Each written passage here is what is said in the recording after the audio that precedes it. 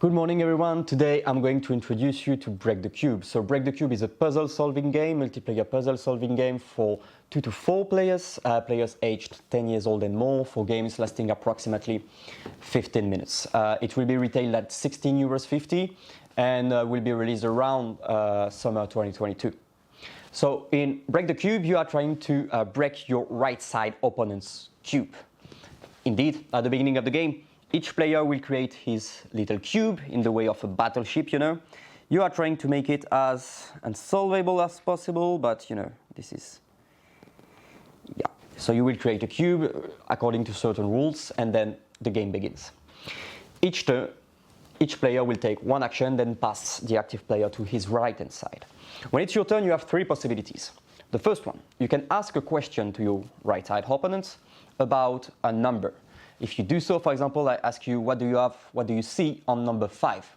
So he looks at his top number 5. So for example, here he will answer, I see green on my number 5. So like, okay, this can be like that or like that. I still don't have enough clue to break his cube. The other question I can ask would be, what do you see in L or in H letters? When you do so, this will be a more 3D seeing question. So you lie down, you look, for example, here, the letter E, I see blue, wooden, wooden. Or if he asks for C, I see blue, yellow, and wooden.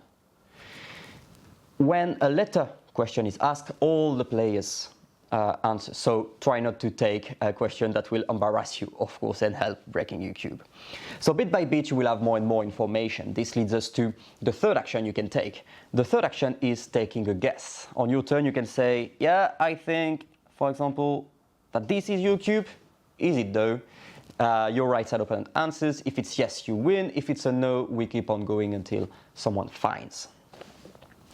So this is all for Break the Cube. And it's really nice. The difficulty is adaptable if you have some expert gamers or some children.